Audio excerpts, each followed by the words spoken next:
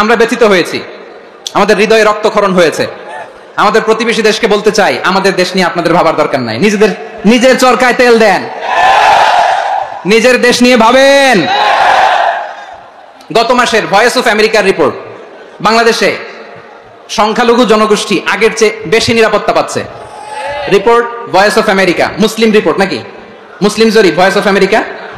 কথা বোঝে নাই বোধহয়। ভয়েস অফ আমেরিকা কি আমাদের রিপোর্ট?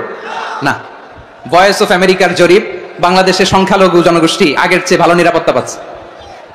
শুধু এখানেই শেষ না, মাইক্রোসফটের একটা জরিপ শোনাই আপনাদেরকে। তারা সারা পৃথিবীতে গুজব, ভুয়া আর মিথ্যা নিউজ ছড়ানোতে কোন দেশ সেরা একটা রিপোর্ট করেছে। এর মধ্যে 1 নম্বরে এসেছে ভারতের নাম। মাইক্রোসফট তো মুসলমানরা চালায় না? কথা বোঝে নাই বোধহয়। প্রতিবেশী দেশকে বলবো, আপনারা নিজের চরকায় তেল দেন, আপনারাও শান্তিতে থাকেন, আমাদেরকেও শান্তিতে থাকতে দেন। সব চেঞ্জ করা যায়, প্রতিবেশী চেঞ্জ করা যায় না। আমাদের ল্যান্ড তাদের ল্যান্ড, পাশাপাশি। আমরা চাই তারাও সুখে থাক, আমরাও সুখে থাকি, ঠিক কিনা? কিন্তু প্রতিবেশী হলে বন্ধুত্বপূর্ণ আচরণ করতে হয়। প্রতিবেশী যদি বন্ধু না হয়ে প্রভু হতে চায়, এরকম দানব প্রতিবেশী কেউ চায় না। ভারত যদি বন্ধুত্ব উপহার দেয়, আমরাও বন্ধুত্ব দিব। কি বলেন? তারা যদি বন্ধু সুলভ আচরণ করে, আমরাও বন্ধুত্ব উপহার দেব। কারণ আমাদের পররাষ্ট্র নীতি হচ্ছে সবার সাথে বন্ধুত্ব, কারোর সাথে বৈরিতা নয়। আলহামদুলিল্লাহ বলেন। কত চমৎকার পলিসি আমাদের।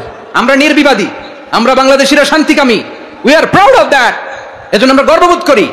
আমাদের পররাষ্ট্র নীতি সবার সাথে বন্ধুত্ব, কারোর সাথে শত্রুতা নয়। তাই প্রতিবেশী দেশকে বলবো, আমার ভাইয়েরা, আপনারাও আমাদের ভাই, বন্ধুত্ব দিলে বন্ধুত্ব পাবেন। বন্ধুত্ব ইজ ওয়েলকাম, দাদাগিরি নয়। বন্ধুত্ব ওয়েলকাম, দাদাগিরি নয়। Loud and clear. ভারত যদি বন্ধুত্ব দেখায়, বন্ধুত্ব পাবে। কিন্তু ভারত যদি বাংলাদেশে আধিপত্যবাদ বিস্তার করতে চায়, বাংলাদেশের 18 কোটি জনগণ সেটা রুখে দেবে। ভারত যদি গৌর গোবিন্দের ভূমিকায় নামতে চায়, দেশের 18 কোটি মুসলমান শাহজালালের ভূমিকায় নামবে।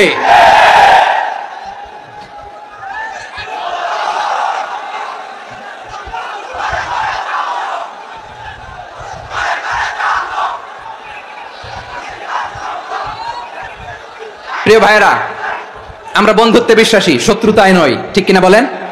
আল্লাহ আমাদেরকে বোঝার তৌফিক দান করুক। তাহলে এই যে তারা বলেছে এদেশে সংখ্যালঘুরা কষ্টে আছে, দুঃখে আছে, এটা কি ঠিক? বলেন, এটা কি ঠিক? না, তারা ডিসইনফরমেশন শেয়ার করেছে, এটা ঠিক নয়। আমার প্রতিবেশী বন্ধু রাষ্ট্রকে বলবো, আপনারা এটা করবেন না, এটা করবেন না। আমরা শান্তিতে আছি, আপনারাও শান্তিতে থাকেন, আমাদেরকেও শান্তিতে থাকতে দেন। এই যে চিটাগাংয়ের অ্যাডভোকেট আলিফ হত্যাকাণ্ডে গোটা বাংলাদেশ আমরা ধৈর্যের পরাকাষ্ঠা দেখিয়েছে, চিল্লায় বলেন ঠিক কিনা? আমাদের নেতা আমাদেরকে ডেকেছে, আমরা শান্ত থেকেছি। আমরা শান্ত থাকতে চাই, আমরা ঐক্যবদ্ধ থাকতে চাই। যে কোনো ষড়যন্ত্র রুখে দেওয়ার জন্য ঐক্যবদ্ধ প্রচেষ্টার কোনো বিকল্প নাই।